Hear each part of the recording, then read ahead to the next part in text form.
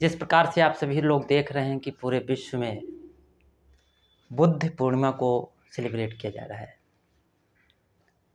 एक पूरे विश्व में शांति का पाठ पढ़ाने वाले, मानव को एक समान एक नज़र से देखने वाले और इस पृथ्वी पर जितने भी दुख हों सभी का निवारण और तार्किक बातों को बढ़ावा देने वाले तथागत गौतम बुद्ध जी के आज के दिन उनका जन्म और उनको ज्ञान की प्राप्ति, तो ये सब चीज़ें आज जो है बुद्ध पूर्णिमा के रूप में पूरे विश्व में मनाई जा रही हैं।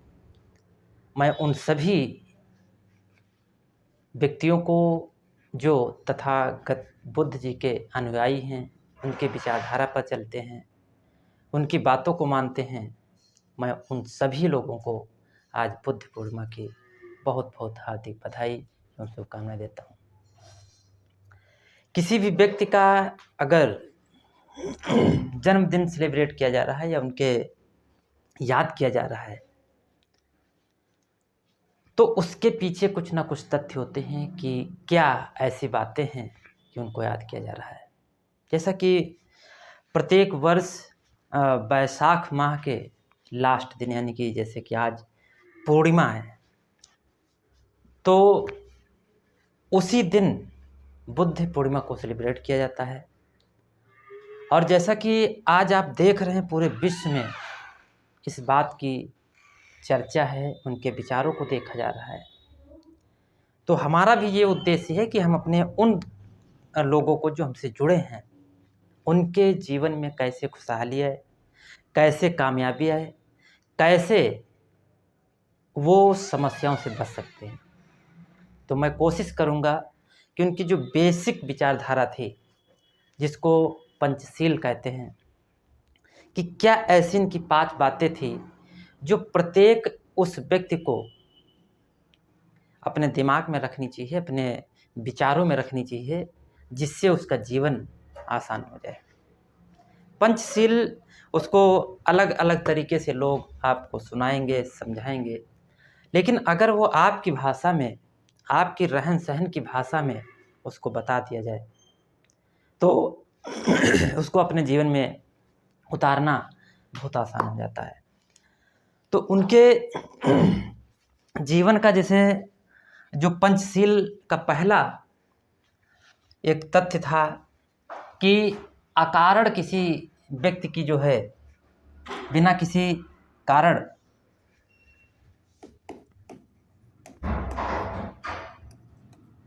अकारण एक हिसाब से हिंसा न करना, अकारण कहीं किसी की यानी कि जान न लेना। तो पहला, अगर आप बिना किसी कारण किसी से लड़ेंगे नहीं, झगड़ेंगे नहीं, किसी से कोई दंगा फसाद नहीं करेंगे तो आपके जीवन में उन बहुत सारी कठिनाइयाँ दूर हो जाएंगी जिससे आप आगे बढ़ सकते हैं। क्योंकि आप अगर हर व्यक्ति से किसी न किसी कारण किसी न किसी तरीके से उससे लड़ते झगड़ते रहेंगे, हिंसा करेंगे, मारकूट करेंगे, यहाँ तक किसी की जान ले लें, तो वो आपके जीवन की जो शांति है, सुकून है, कामयाबी है, सारी चीज़ें छीन सकता है। इसी तरह उन्होंने और जैसे अगली बात बताई थी कि एक हिसाब से उसको देखें कि बिना किसी के स्वीकृति के किसी की वस्तु को नहीं लेना है, यानी कि हमें चोरी नहीं करनी है। इसका अगर पूरा मतलब निकालें कि चोरी करने से हमें बचना है।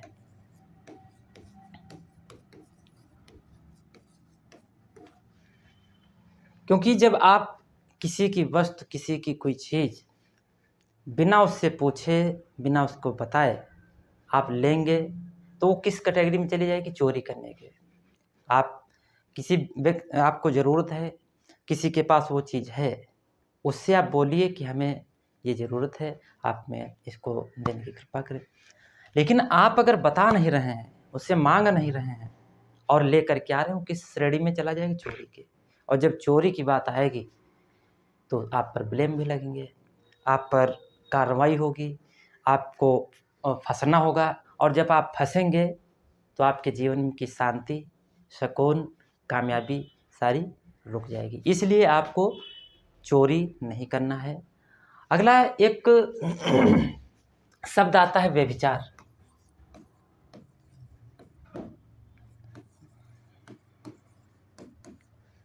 अब इससे आप क्या समझ रहे हैं व्यभिचार से? क्योंकि शब्द तो लोग सुन लेते हैं, लेकिन उसका असली मायने में जीवन में कैसे उसको लागू किया जाए। व्यभिचार यूँ समझें कि किसी की बहन बेटी पर, किसी महिला पर कभी हमें गलत नज़र नहीं डालनी है। और आप कहीं पर भी रहें इस दुनिया में, अगर आपके अंदर ये गुण है कि किसी भी बहन बेटी पर गलत नज़र नहीं डालनी है, तो आप एक घर के सदस्य जैसे रह सकते हैं कहीं पर भी। अगर आपके अंदर ये चीज़ें दिख रही हैं तो आपके जीवन में दिक्कतें आने संभव हैं। क्योंकि आप जब किसी की बहन बेटी पर नज़र डालेंगे तो उसके घर के सदस्य, उसके वहाँ रहने वाले आसपास के लोग आपके प्रति कुछ ना कुछ एक्शन जरूर करेंगे। और जब एक्शन करेंगे तो आप सामाजिक रूप से यानी कि थोड़ा डिस्टर्ब होंगे, मानसिक रूप से डिस्टर्ब होंगे। और जब आप सामाजिक मानसिक दो जो चीज़ों से डिस्टर्ब हो जाएंगे तो कहीं ना कहीं आप शारीरिक जो फिजियोलॉजी है, जो शरीर के काम करने की क्षमता है, तरीका है, उससे भी डिस्टर्ब हो जाएंगे। यानी कि आप एक हिसाब से अस्वस्थ कंडीशन में आ जाएंगे। इन सब चीज़ों में फंसेंगे, फिर आपके जीवन की शांति, सुकून, कामयाबी वो सब दूर होने लगेंगे। इसलिए आपको व्यभिचार से बचना है। अगला पॉइंट एक आएगा कि झूठ नहीं बोलना है। झूठ से हमें बचना है।